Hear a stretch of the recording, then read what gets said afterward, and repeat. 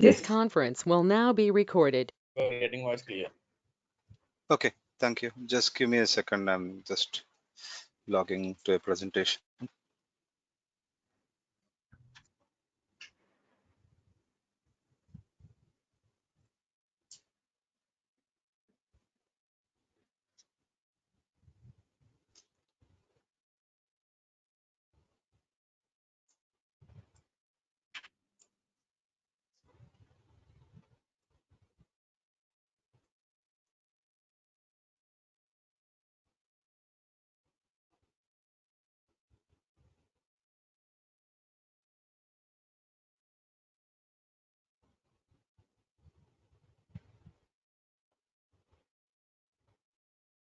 Okay, let me share my screen.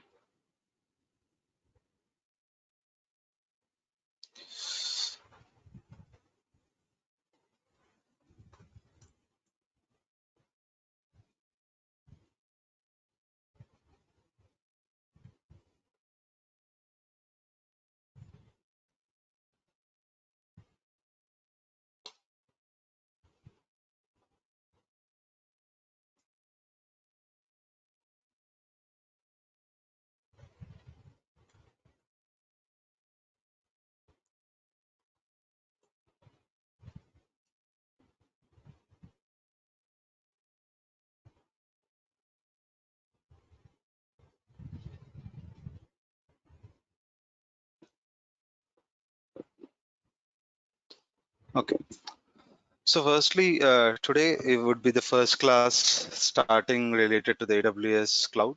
So we'll be just going to the very basics, like what is AWS account and what are the different features it has.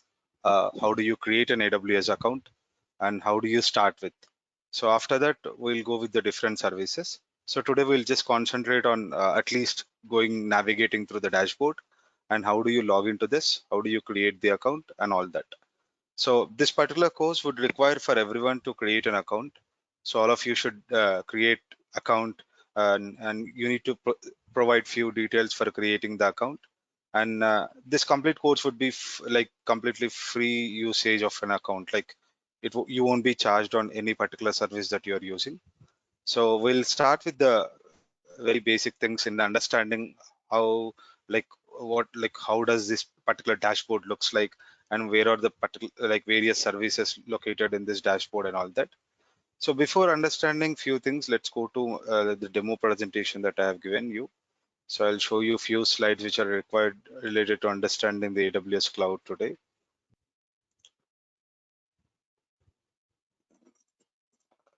So we already discussed about what is an advantage of the cloud and what is major advantage in moving to the cloud and all that.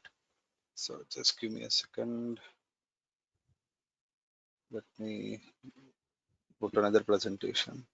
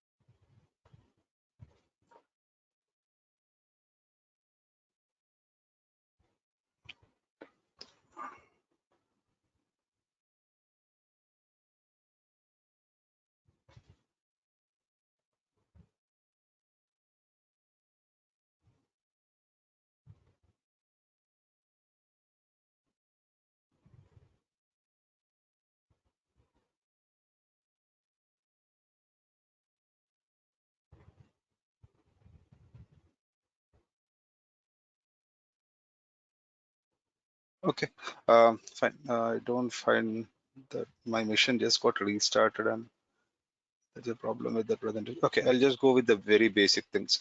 So actually AWS has a global infrastructure that we need to understand first. So in order to firstly log into this account, like you need to create an AWS account, I told you, right? So you just need to go to this particular website that is AWS Amazon/console. So I'll just share you this link. So first thing is you need to create an account. I'll show you the details of how do you create an account and all this. Let me paste this in the chat.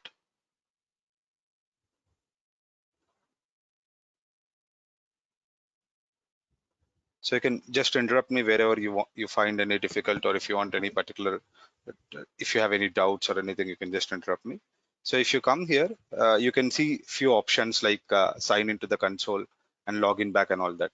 So you need to create a new account. So you just need to click on sign into the console. So once you have signed, like you'll have an option like create an account, or if you're an existing user, you just need to give your credentials and you need to log in. So if you want to create a new account, you just need to click a create a new account here. And you need to provide some details like, so there would be a few users like this. So all the AWS maintains the user management in a different kind of form. I'll go through the user management one by one for you. But for now, I'll just show you how the things will be there. So we call the user management as Iam users. So in the AWS, Iam stands for Identity and Access Management. So all the users will be added as a part of Iam and the policies will be applied to that. Voice is not getting clear. 1 second. Are you able to hear now? Is it fine? Just turned off the fan. Maybe it's causing a lot of disturbance. Is it fine now?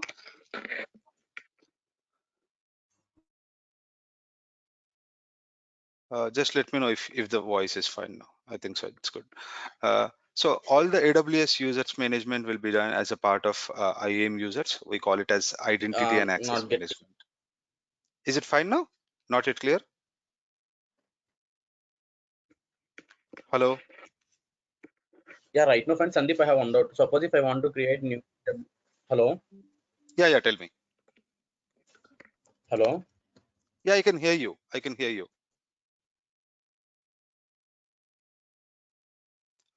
Is anyone Yeah, are you having able to hear difficulty my in hearing to voice? me? Yeah, I can hear you.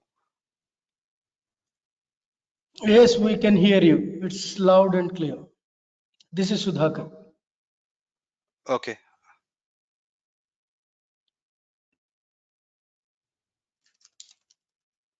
This is Sandeep. Yeah, Can you what hear I'm me saying is actually? like, suppose if I want to Hi, create this new is Dhiren. AWS account, so Are you user able can to hear I me? create like? Yeah, go on. I can hear you.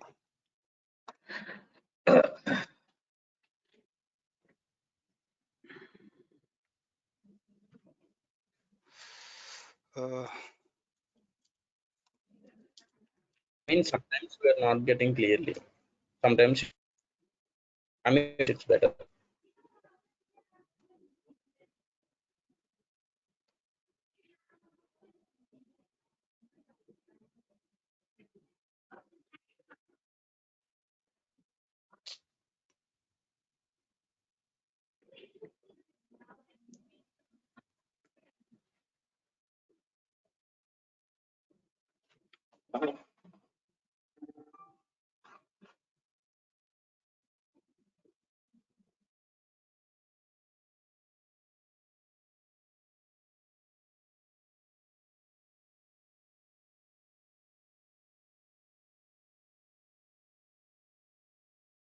Hello, Sandeep, you are not able to hear anything.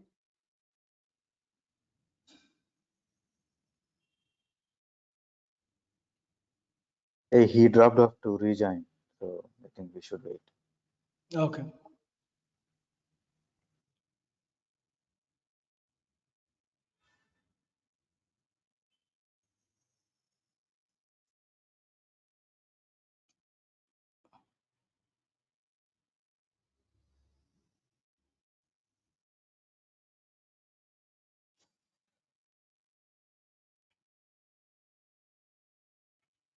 is it fine now? Are you able to hear me? I'm able to hear you. It's clear. It's clear. Yeah, Okay. it's clear. I'll just ping these guys to make me the presenter. So someone was asking some doubt related to the account. Okay.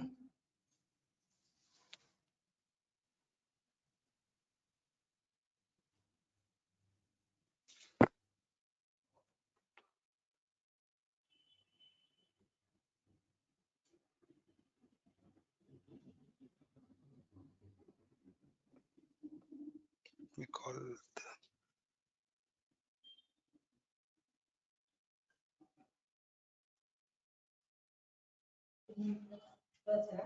I think so. It's problem from Jagan itself.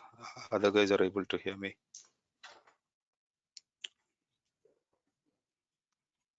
Let me just call them 1 minute.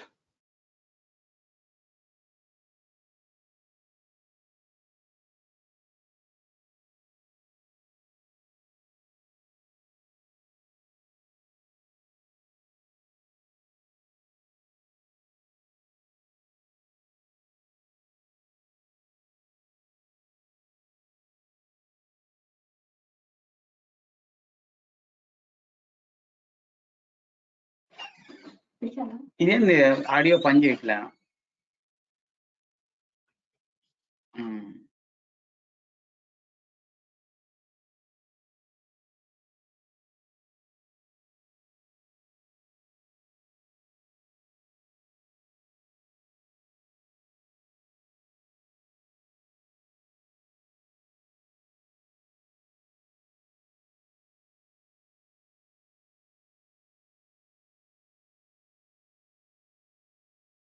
Okay, so let me come back to the place where we started with. So creating an account, firstly, you need to go to this one, the console setup, where you need to provide certain details for creating the account. And AWS manages all these accounts using something called Iam Users. So it is called Identity Access Management. So it's a service using which you can create the accounts, create the users, create the groups, and add the users to the groups and all that. So we'll go exclusively into this. Unable to hear Sandeep. Is it again a problem? Are you able to hear me, or some guys are not able to hear me? I'm able to hear you, Sandeep. Yes, Even right I'm now. I can hear you. Yeah, that's fine. I think so. That's a problem from their side. Okay, thanks. So the first thing to create an account, you need to provide these details. One will be the root user email ID. So one user will be the root user. So whenever you create an account, the user using which you create an email ID will be the root user. So he will have all the permissions, like he can delete the account at any time if he needs, or he can create multiple users. He's like main admin to the account. So he'll have the like full authority for the account, and he'll be the responsible of the complete account billing and everything. So you should just provide the working email ID, which is in this particular field, and the account name also you can just choose. For example, if you want to choose any particular name for your account along with your name, then you can just choose the account name. So once the email address is verified, you'll be given more details, like you'll be asked to provide some credit card details and debit card details or something like that, a working address and all that. So once you provide that, an account will be created for you. So since I already have an account, I can't give these details and show you furthermore, but this is how you create an account. And one more thing is, it doesn't charge you. Firstly, when you create an account, they won't charge anything for you unless and until you use something which is which is already built. Only then they will charge you. But for this particular course, there is something called free tier in the AWS. So once you create an account, daily I'll show you how do you create resources which are associated only with the free tier. So they will give you some for each and every service that we discuss. Let's suppose we discuss about database. There is a free tier associated with that. So how much amount of database instance that we can create, what is the storage that we can allocate, all these things that we do comes under the free tier account. So it gives you at least 12 months of the complete free tier. It is 1 year. Like if you just see, so I'll just show you the free tier options for the AWS. So every cloud has this, even the Google, and almost every cloud has this.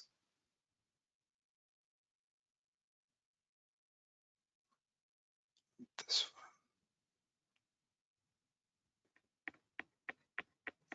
Yeah, so if you go here for each and every service, let's see, there is a service called Amazon EC2.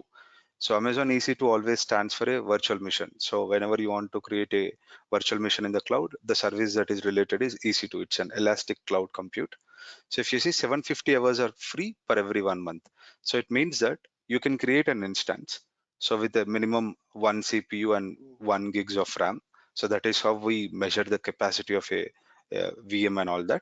So if you just create that one, and if you just leave it even running for complete month also, it won't cost 750 hours.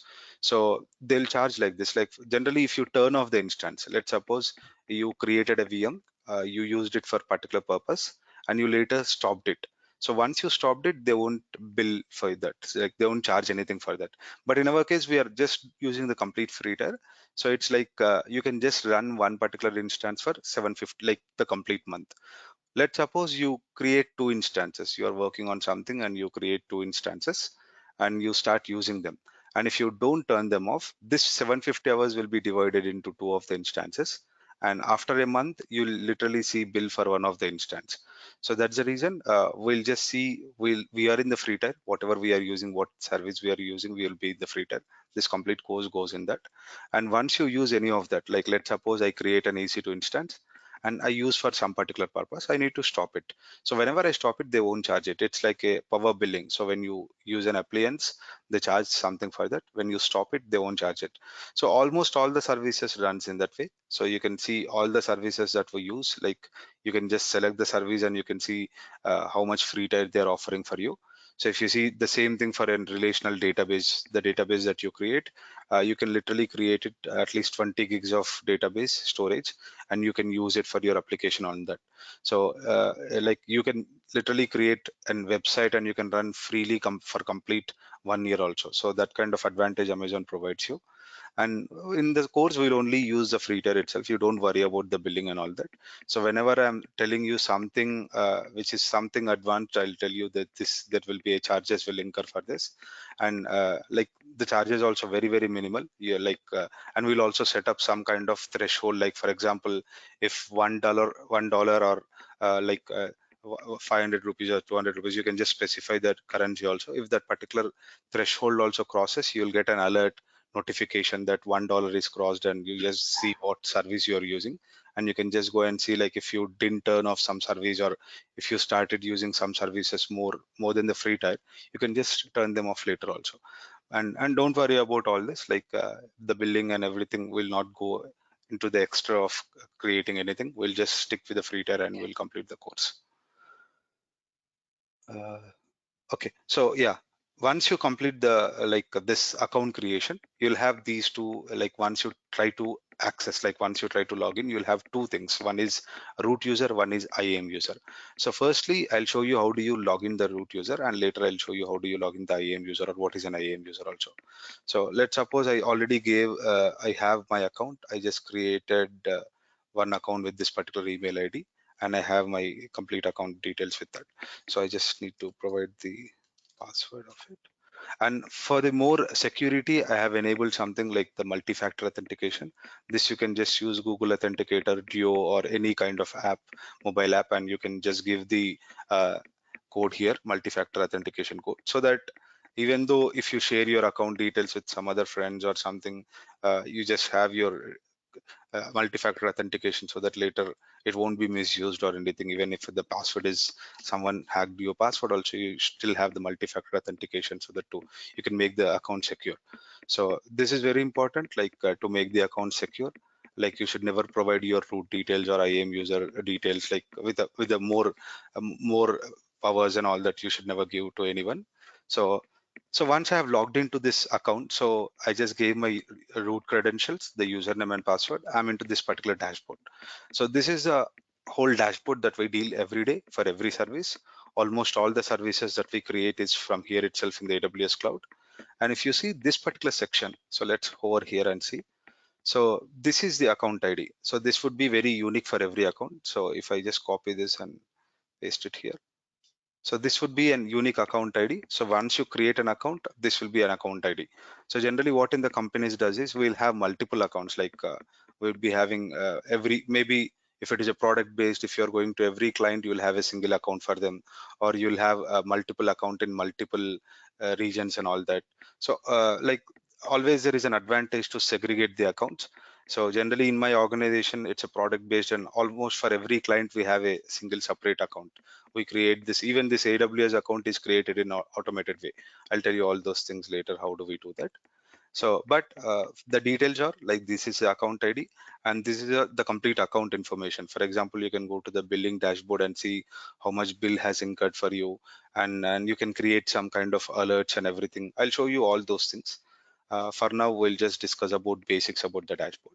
So, and if I want to search any particular service, let's suppose I want to search the database service, I can just go here, and if I type the databases or something, which is like RDS is a managed relational databases. So this pops up. You can just click on the dashboard. Again, it navigates to a different dashboard. It navigates to a databases dashboard. In the same way, if you want to create a virtual machine, let's suppose EC2 is a virtual machine, I told you, right? So you just need to enter EC2 here, and this particular pop-up will come related to the EC2. You can just go to the EC2 dashboard. And one more thing is like all the recent visited services. Let's suppose I visited all these recently used services like S3 or IAM or everything that will be already mentioned here, so that for a quick navigation, you can just go here. And here also, like every time you come to this main dashboard, they'll be giving you how much monthly charges you have incurred. For example, this month I incurred a 0.06. Maybe some service I started and I didn't stop it, so that has incurred the charges. But I do have a kind of budget where my monthly budget won't cross $1. So if it crosses $1, I just get an email and notification, and I'll just go here and see what services are running, and I can just delete them. Certain times during the class, I'll just create some service and I'll forget to delete them. So later it sends a notification, and I'll look into this. And even certain times I do create some services and turn it off, but till now I never crossed a billing of 200 or 300 bucks. So in that way, the complete course would be in those lines itself. You don't need to worry about that. Maybe some kind of services requires you to create one or two which are not free tier, but it's fine. It costs very less. Like the billing won't go more than 200 or 300. We just need to turn off whenever we use something. So this is about the dashboard, if you see. So once the account is created, then this is a root account that I have logged in. And once you have logged in the root account, you should never generally use a root account. Like you should never share the root credentials or someone. For example, once you create an account, there will be a lot of users that you need to create. So in a company, you'll have admins who will create certain things in this, and you'll have developers who only need the access to some services. So it's not that everyone will have this access to all these 300 and 400 services. So let's suppose if I give the admin access to all the developers or someone, and they will just come here and they just want to use something and they just create. Let's suppose they go to the machine learning and they don't know anything about machine learning, and they start creating the clusters for the machine learning. So which is a very huge, and the billing also will be very huge. So but like functionally his work won't be related to any of machine learning. So that is a reason in the companies we divide people into the groups, and all those developers will be there in one particular group called developer, like project name via developer, the project name via QA guys and all this, and we start giving them the very minimum permissions what they need to have in this cloud. Maybe the QA guy needs only few permissions for creating the VMs or something. Developer needs something like creating the APIs and everything, so he needs permissions for another service called API gateway. So we segregate the people in this way, and we try to give the permissions based on the requirement and all that. Okay, so this is firstly about the root account that I have logged in. So once you have logged in the root account, never use that. It is the purpose of the root account is not to use continuously. It's only for just creating other accounts, nothing more than that. So let's go to the account part here. So all the management of the users, I told you like we have a different users in a company and all that, right? So everything we manage with something called IAM. So that is the IAM I just wrote here. It's called Identity and Access Management. So if you just open the AWS IAM page, so this is the service which is a huge security service, which will see that the users only have the limited access to your account, what exactly they are intended to create and what they are intended to use. All the others won't have all that. It's to apply the permissions to all the services, resources, users, and everything. So if you look into the use cases and all that, you'll come to know how much fine access, like it's a fine grain access control kind of things, so that the users will only have those permissions. And how this works is something, this AWS, every service has this documentation.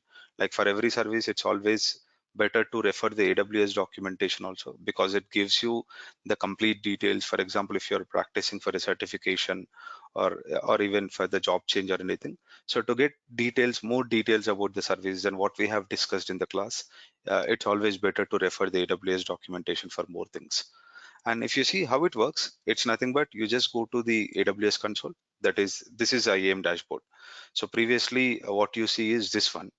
So from here, you can switch into any of the service dashboard. So if I type the IAM here, I'll get this one, right? So if I click on this IAM here, I'll go into a different dashboard, which is completely related to the users and IAM dashboard, we call it as.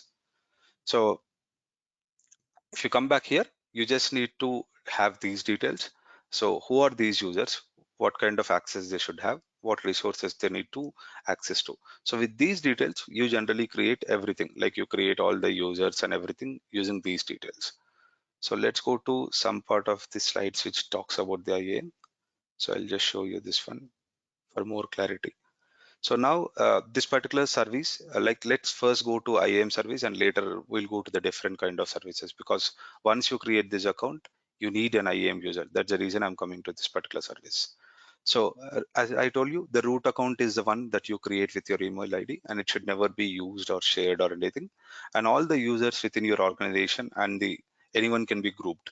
So it's always better to create the group. Let's suppose you have Alice, Bobs, and Charles, and all these kind of different users. You try to group them. For example, these guys are developers. These guys are operations. So you try to give the permissions based on the groups. Like developers will have these permissions, operations will have these permissions. So this is very common way that even in the companies, we try to add permissions to any of the accounts. So once you join, they try to give you the access to the Jira or Confluence or any of the access, right? So they try to add you into a group which you are already your colleague is into. So that is an easy way to manage the permissions and give you the access what exactly you need in a company. So in a similar way, we create some groups and we try to add the users based on the groups. So let's suppose if I get a request in my organization for a new person who has joined, he needs an AWS account. So he'll generally come via a ticketing system, and where I'll see that what kind of permissions he need. So I'll generally look into the team where he's working and take a reference of a guy who is already in the team, and I just add the groups which is already into him. Like that's an easiest way to handle the things. And certain times one particular user may be in 2 or 3 groups. So if it is he's a manager or someone who needs more access into the multiple, like he needs to have more access, then he'll be as a part of the audit team, he'll be as a part of the developer. So in this way, then he will get the permissions which are related to the audit group along. It's a kind of subset. So you get both the permissions. If the developers has only permissions for creating virtual machines, and if the audit team has uh, permissions for viewing the billing or looking into the security and all that, then he'll have both creating the EC2 instances and having the permissions of doing the security audit for the complete AWS account. So in this way, we manage the users and groups and all that. So let's come back to the details more later. So I just want to go with the basic users and all that. Again, we'll cover the IAM policies and all these, the other ones which are indicated here later. So once I'm into the root, now I want to create some user so that I should not always use the root credentials as I told you. Let me create one user here. So for this, I already have some groups which are created in this account. Let me delete all the groups. So we can again create one.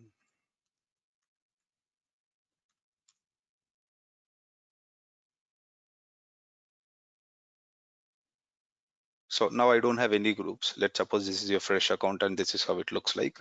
Now I want to create a group. So I'll call this group as administrators or admins or something. Okay. So sorry, the name of the group is admins. So if there are already users, you can just add them. Let's suppose you already have some users, you can directly add them to this group. So right now I'll not do that. And if you see, this is the name of the group that we give. Okay. And if you have a users, you can add. For example, if I want to add the Bob to the admin, I can just add. So Bob is already created in mine. I can also create a new users and I'll show you how do you add them. But for example, now we'll just take this user who's already there. Now you need to attach some kind of policy. So what does this policy means? So policy is nothing but a kind of statement which holds everything. Like it has all the information about what a user can access and all that. So an admin is someone who is an administrator. Like if I am creating an admin user, so let's suppose I'll just write it down. These are the groups I want. So I want admins is a group which has all permissions. Okay, so he should have all the permissions. So I'll just go to this policy. So I'll just search for something called administrator.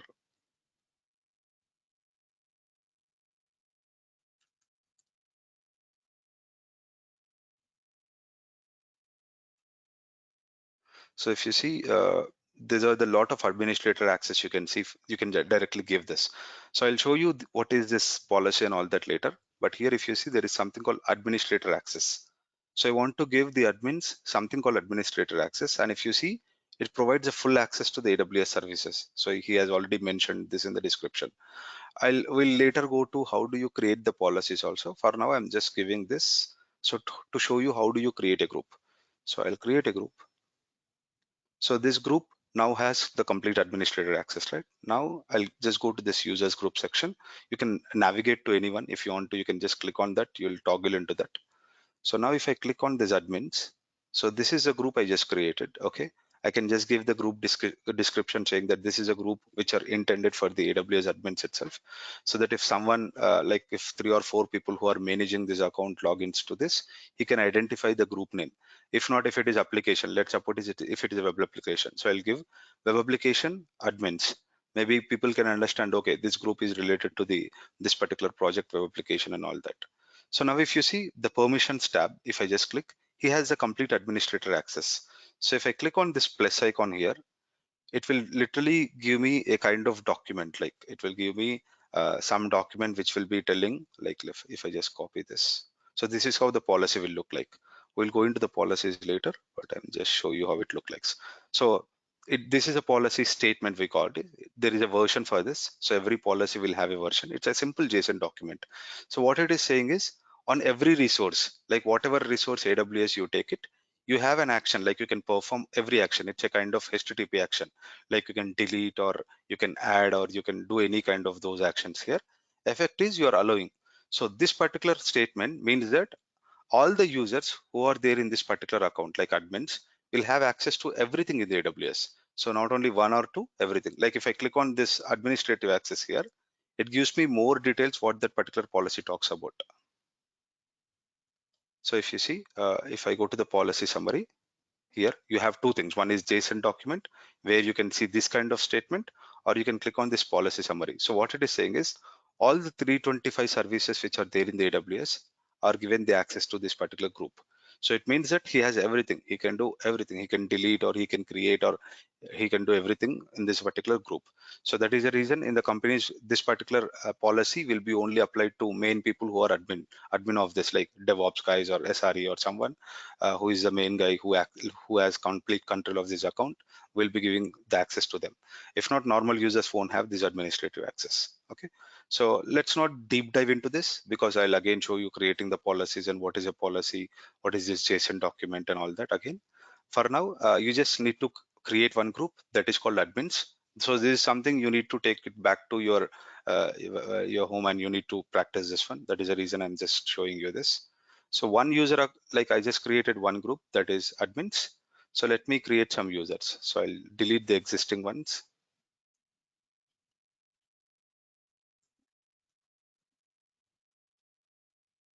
Let's delete.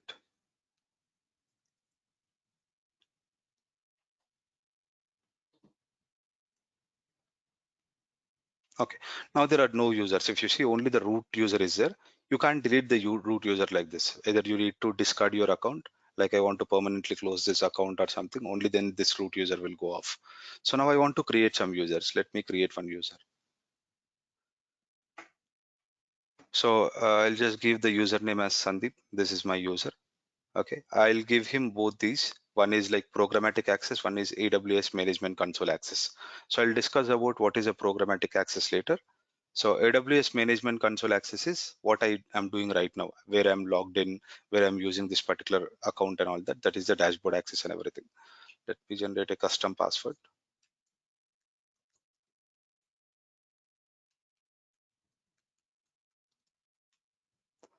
So uncheck this so that the user need not recreate the password next time, because I'm doing this.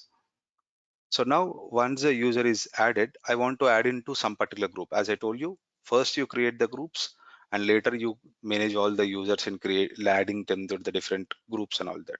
Now I'll click on the admins here. I want this particular Sandeep user to have this administrative access so that I don't need to log in into the root user now. So I'll just give the tags. Tags is like, how do you identify all this? Like it's a kind of key value pairs. Like you can just give a department, like where does the Sandeep belongs to? Maybe he's a admin guy. So something like this, or you can just give project name. So you can just give web application or whatever the project name means. So it's an easy way to identify based on the tags also. So next I'll create on review. So now if you see, the username is Sandeep. He has both the AWS access and AWS console management access and also the programmatic access and the password I just mentioned, and the permissions. If you see, he's belonging to the admins group, and you just need to remember that admin group is someone who has access to everything. So I'm just creating this user. So I can, these are the details for programmatic access. I'll not show you now related to access key ID and secret key. I'll tell you these things later. So I'll just close this. Now I have a root account and I created an IAM user. So now I want to log in using the IAM user. So how can I do that? Let me just sign out. Now let me just click on sign into console. So to log into an IAM user, you need to have some more details. For example, you need to have the account ID also. Firstly, if you click on this IAM, for example, if you click on this root user, you'll just prompt with the root email ID that you have created the account with. Only one root user will be there. IAM user, you can create any number of IAM users. Like there is no limit to that. Like you'll have a soft limit, but you can increase it. Now you have a IAM user where you need to give the account ID. If you don't remember, you again need to go back to the root account and you need to get these details. If you have written this down somewhere, you can just take it out, or you can create a new link based on using only that link you can log in. I'll show you how do you do that. So I'm just giving the account ID here. This is very unique account ID. For each and every account, you'll have a different ID. So now you'll click on next. So, okay, it already popped up with IAM user is this one. Let me just change the password. Okay, now I'm logged into Sandeep IAM user. It is not the root account. Maybe you can see that Sandeep at something like this. So now if you see, you'll see like previously you only had this Sandeep when you have logged into the root, but now it is like it will tell you this is an account ID and this is the IAM user that you have logged into. Okay, so let us go back to the IAM again.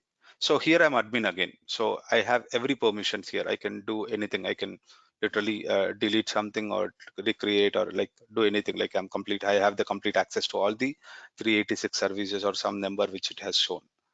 Okay, now if you see, there is some security recommendations. So one thing it is saying is the root user has MFA, like multi-factor authentication, but this particular user, that is Sandeep at IAM user, doesn't have a multi-factor authentication. You need to add the multi-factor authentication for more security. So to add that, you can just click on this one, like add MFA. So once you click on this one, it will go to a place like which gives you more details about your account, or you can go from here also. So let's suppose you came here, you click on the user section. You can navigate to the users from here or from here. It doesn't really matter. The same thing comes up. Now, if I click on the Sandeep user, so let's deep dive into one particular IAM user. So now you'll get a management console dashboard related to your user. This is same thing what you have seen here. Okay. So now if you see, there is something called user ARN. So this is how ARN is nothing but resource like AWS resource number or something. Everything it will identify based on some ARN or something, some particular path. So we'll discuss about this later. So if you see related to what kind of permissions that this particular user has again, so it will show you these are the permissions what you have, like administrative access, and you are belonging to this particular group. And you have two tags. One is department is admin, and your project is web application. Now, if you click on security credentials, so security credentials is place where you can configure the MFA also. Now, if you see, there is assigned MFA is not, you can click on this manage. Again, it will go to that console.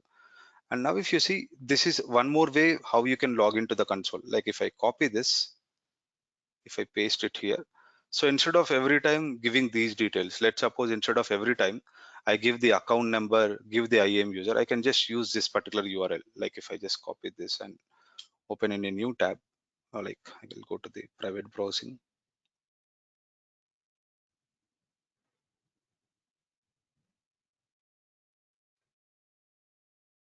So if I open the Cognito window and if I, let me close this. So if I just log in here with the same things, it will directly direct me to the, it will already take the account number if I use this one. So I just need to give the Iam user and the password itself. Now the account ID will be this one. So Sandeep 3355. So this is the same thing when you are creating the account, when you give the root user email ID and account name, this is the account name. So instead of remembering all these particular digits and everything, you can always think of Sandeep 3355's account name. I can just use it the same thing to use Iam username and password. If I just give, I'll just log into the same thing. So this is about what you need to start with. Let me just minimize this.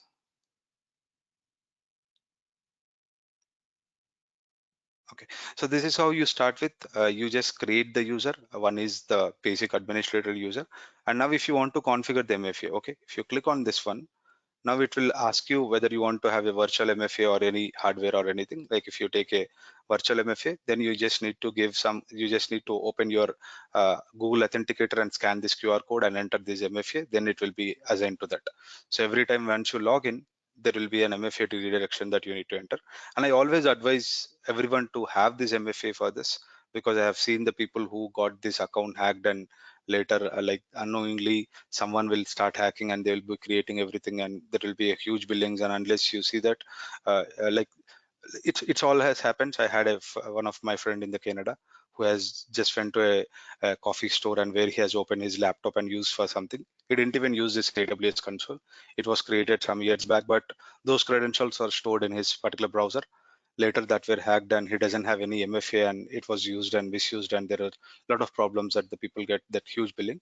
But generally, even if your billing is going away, like for example, let's you unknowingly create something and your billing has generated around $10 or 20 or 30 or whatever it is, you can just go to the AWS support here and you can tell them like, this is my practice account. I never intended to use for anything. Like I just started creating that. Somehow my billing just got around these dollars and I don't want to pay this. It's out of my budget. Then they'll waive off everything for you. But generally, you should never do like that. You should always use the free tier what it is having. It's always better to go with that way instead of taking any headaches or exposing your account details to someone so that it gets hacked and someone comes here and creates something for you. So always configure this MFA. It's a multi-factor way of it's more secure. You are making your account more and more secure using this. So coming to all the other details, what you're seeing here, we'll discuss all these things more later, but this is how you can start creating the users and groups and all that. So let's come to other parts here. Now, if I go to like once I have created my user, I've logged into this, right? Okay, any doubts still here? Anything that you want to clear one more time, or any doubts that you have? Is it fine, or should I go a little bit slow, or like any issue?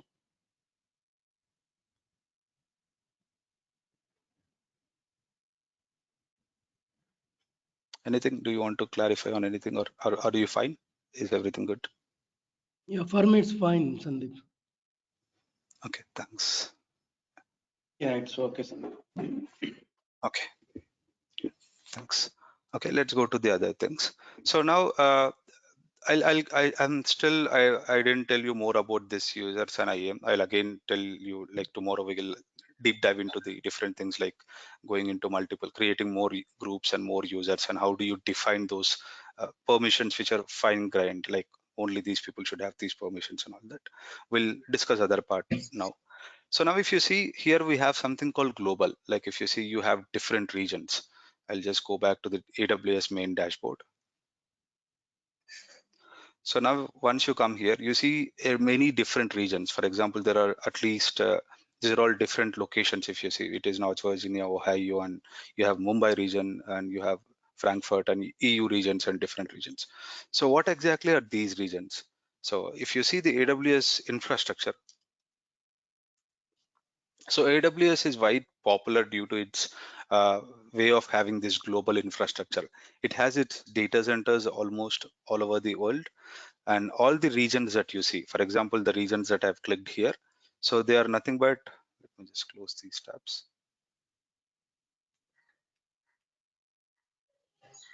They're nothing but the regions where the AWS data centers are located. So almost all over the world, there are 26 launched regions. So if I click on these regions, all the regions that you have seen, so all the North Virginia or the Ohio or all those regions will come up. So every region is literally it's a different geographical location. So it depends upon why do you want to have one region data center in one region. All depends upon the AWS how they maintain this global infrastructure. So let's suppose you have a different kind of why generally you go to a different region is it depends upon few things. One is price. Like if you see, once you're starting your free tier account or any organizations want to start their account, they try to create all the infrastructure in this particular region.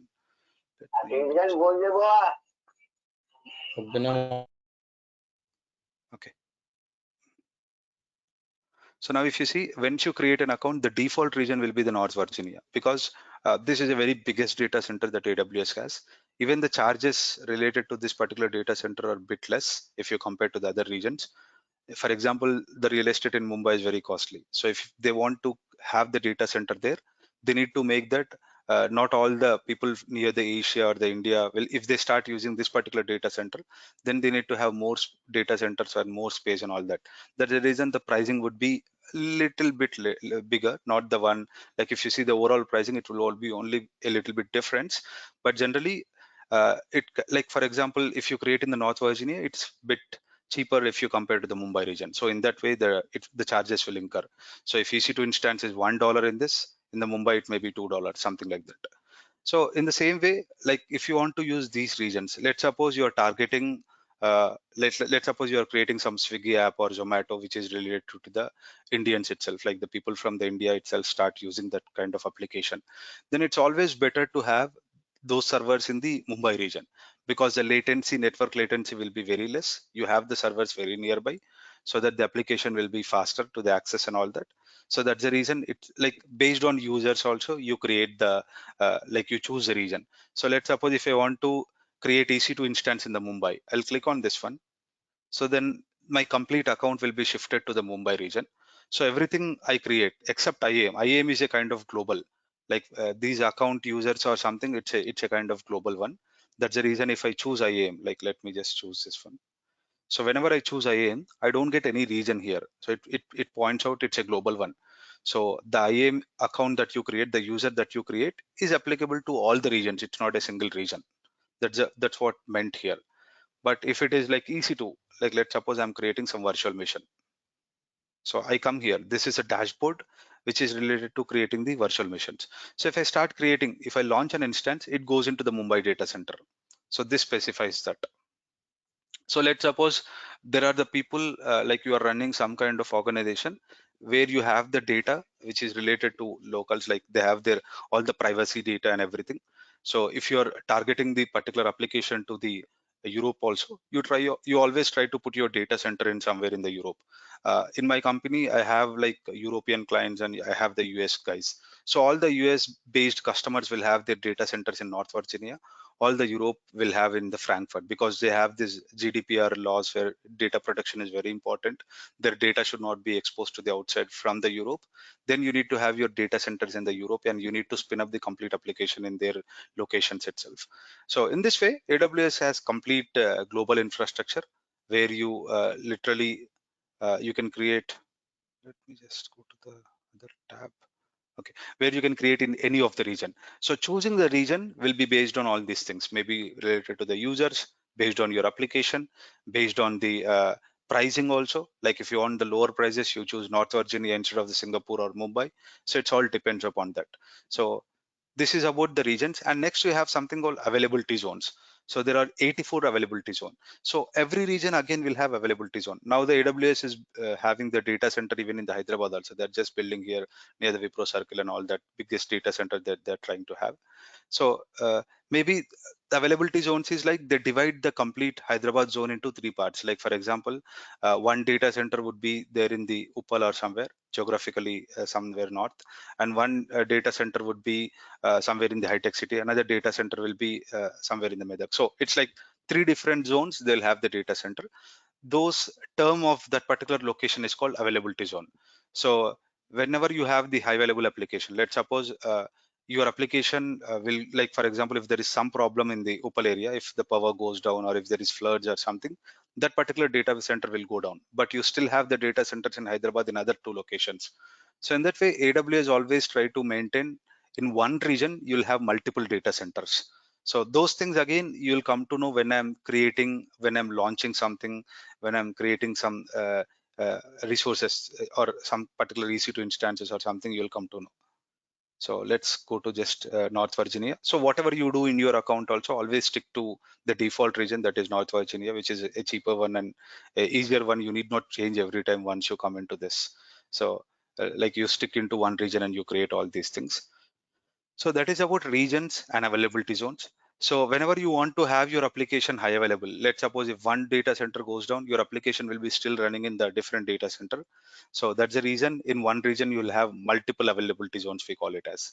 And there are all the other different things. There are something called wavelength zones for more less latency kind of thing. And you'll have something called edge locations. All these local zones are called edge locations. So edge location is something, let's suppose your complete website is running in the North Virginia. Okay, like Netflix or something, they're running complete data centers are there in the US. But there is a movie that is released for the to cater the Indian audience and all that. So they need not run that particular, they need not stream that particular movie in the US. They'll have something called edge locations in India also, like Mumbai region or somewhere wherever their data center is there. They'll run the movie which is related to the Indian customers near to them, so that the streaming will be very less and the streaming will be very fast with the very low latency. The bandwidth will be very less for you. All these things they'll calculate, and based on that they will create the edge location.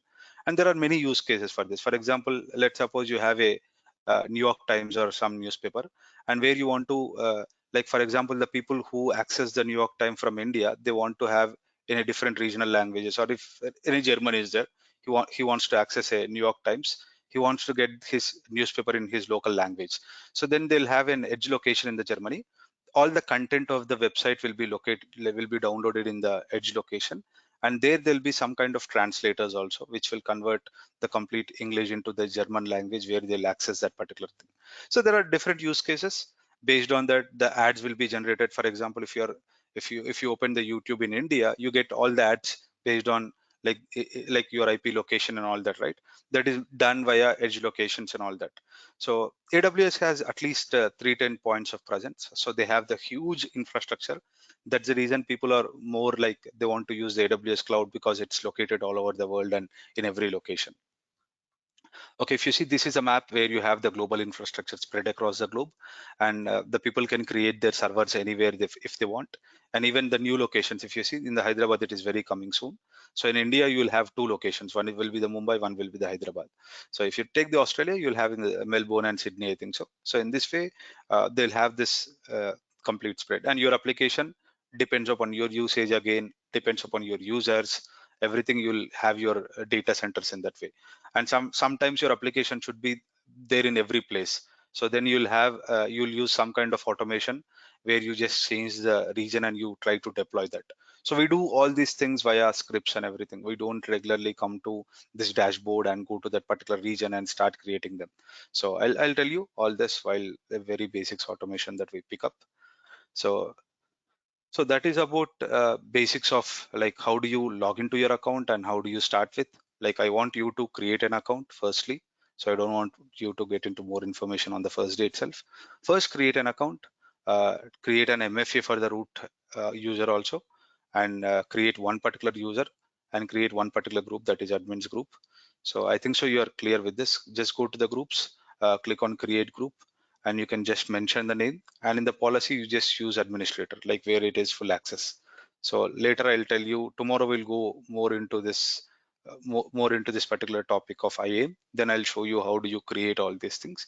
You can just choose this administrator access, which has more permissions and everything, and create one user and add him to the admin.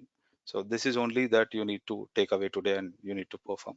And just go through the dashboard. Don't create anything. We'll start again tomorrow. Like every day we'll start creating some service and you can just see this.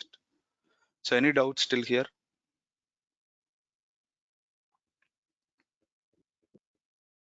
Hey, yeah.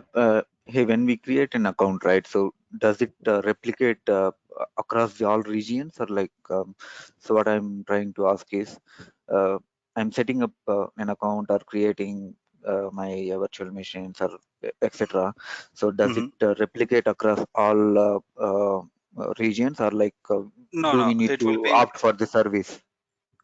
we need to opt for the region actually. So once you log into this, generally you are in the North Virginia. So For everything that you example, create, a yeah. database, For example, the entire region, entire region is shut off. Okay, there is some mhm. problem. Entire region is shut off. So how would I make my website or like the account running? So is there Okay. any way? So yeah, so generally what we do is if the entire region is shut down, we generally do this disaster like the Yeah, DRs for databases yeah, and everything, right? So yeah. here instead of multiple, like you have multi-AZ concept. So whenever you take multi-AZ, your database will be there in multiple availability zones. Like you'll have in the, like in, if you take Hyderabad, it will be there in the Opal and high-tech city or something. So when you take multi-region, so there is an option in the DR, which is a multi-region. So for each and every service, you can choose a multi-region which will be there in two regions. So if complete one region goes down also, your application will be still running in the other region. Okay. So that's not something additional cost incurring, right? It will Like additional that. cost. Multi-region is always additional cost. So you need to Okay. replicate something, right? For example, if you have a 1 TB of database in one region, in the backend you have a standby database in another region, right? So there will Okay. be a synchronous replication where the data should be going between the two things. So anything between multiple availability zones, they don't charge. If it Okay. crosses the region, they'll charge. Okay. Yeah.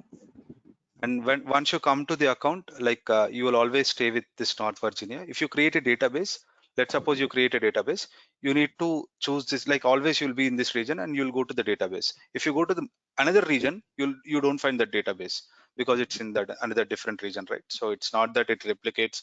If you just create a database, it goes into all the account. It is not like that. It's like So you I stick should. to one data center and you create the things. Okay. Okay. Thanks.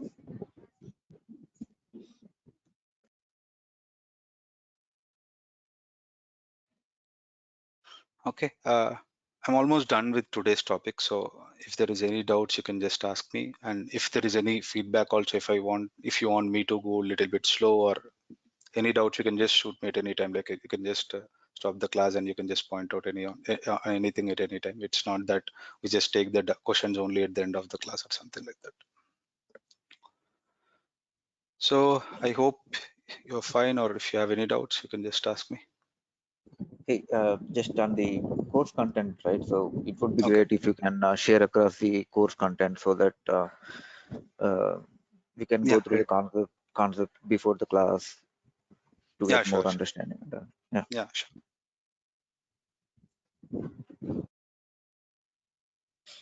Sandeep, for fee details and all, we should call. I got a call from Career IT Show. I can ask her, right? Everything.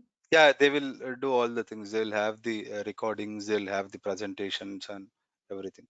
And if there is any assignment or a simple projects that I'll share here itself, I'll show you like like once that particular topic is completed, I'll give you some kind of activity around that to get Okay. Is more it 1 understanding. hour or it is 45 minutes? Sandeep, every It day the class. it's 1 hour, like it would take 1 hour. Okay.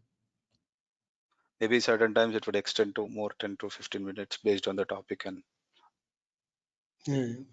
but generally it is 1 hour. Okay. Thanks, Sandeep, from my side.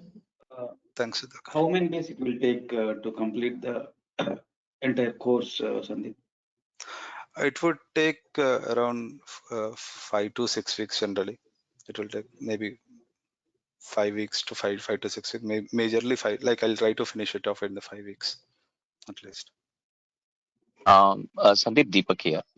So Yeah, Sandeep, Deep. this is on the certifications or how exactly? Because actually we missed the demo class. Okay.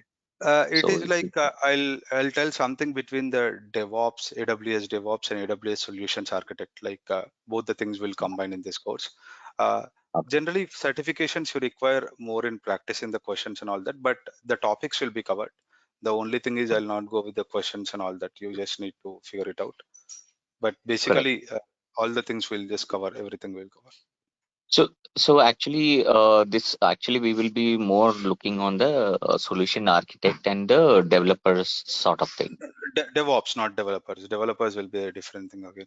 Yeah, different. Yeah, that is one more topic. That is a separate one. So Will- the architect is will Mhm. be combined of a DevOps and this one, or I'll generally cover this as a DevOps and architect, which gives you even for the developer codes also, we'll cover the what is required at least in the basic way. Because developers, if you see in the yeah, AWS itself, there is a complete AWS developers where it is serverless, where you need to deep dive into the very different things. So uh, we'll just give you a basics of that way later. Like you can just start from there, and if you are a developer who wants to do the developers codes mhm, also, all the basics correct. things will be covered here. Okay. So also one more thing, like when we are going with the DevOps and the solution architect, like the Mhm. slicing of the servers, like how exactly economically that we can define the servers and other things, like how exactly it can be cheaper for us when we are going with multiple servers, like the entire No, infra we'll that we only wanted do to. free tier itself. The one that I've shown you, the free tier, right? Correct. We'll No, no. only go with the free In tier. general, in general, the sizing, like whether it is an horizontal or vertical. So how exactly, what is the minimum that we need to take it out so that we can use advantage of these AWS? Like how, with a minimal cost, we can get a more benefit out of that. Yeah, that is what I'll generally if you see my billing dashboard also, it won't never cross anything. Like with all the even some of the services which are not free also, I need to show you because it's a kind of Correct. course that we define, right? So it even with all these things, even I create the domains and load balancers and everything, it won't generally cross anything for me. Like it won't even cross. Got Okay, it. this. No, Yeah. in general, in organizations, like when we go In for this organization, it AWS literally accounts. depends because in Yeah. organization, it depends So on the number of So services you spend the and billing, all that. the billing will be based upon the size and the usage, right? If we are Yeah, going yeah, for a sure. certain GB and certain RAM, so Mm, so there are certain basic aspects where if we do the vertical sort of thing rather mm, than horizontal, so there will be a mm. more cost or a less cost. So if that also if you include, this will be better for Yeah, understanding. it is there. Like actually, we didn't go to those things. We have Correct, correct. something No, called no, I'm easy just, to scaling part. How do you do the yeah, horizontal scaling, vertical scaling, and all those things will be correct. covered later. Yeah, yeah, that's why Even if you can list out the content, right? So that that way we can relate because even as I mentioned, like I am looking into the solution architect level. So mm, that would give clear picture like how much percentage you are covering and what are the other things we would need to look for ourselves and all that stuff. So yeah, yeah, I'll give you the course content, no problem. yeah.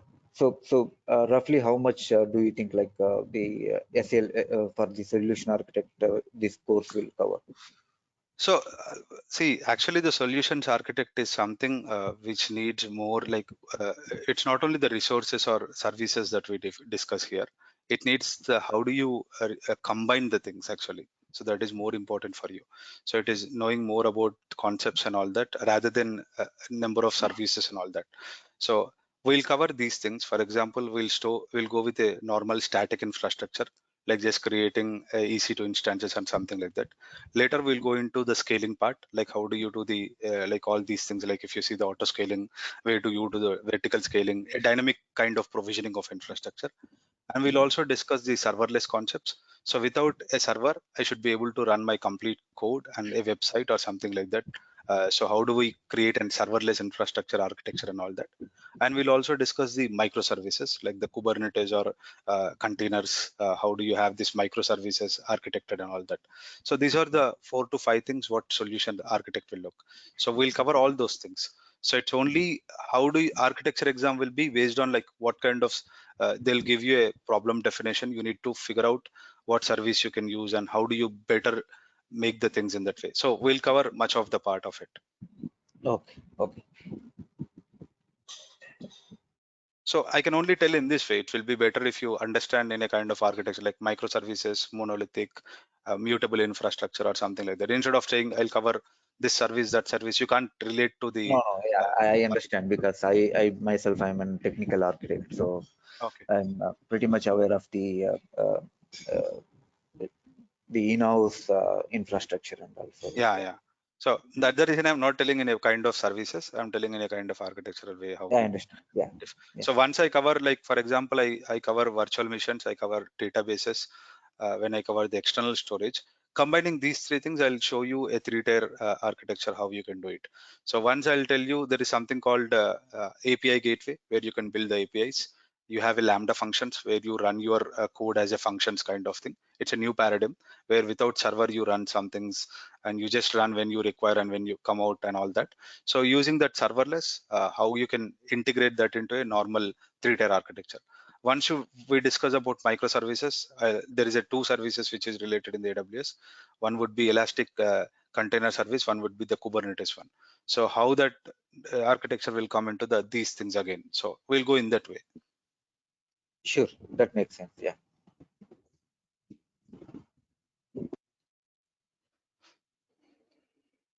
Yeah, thanks, Sandeep. Thanks, Deepak. Thanks everyone. Have a nice day. Bye.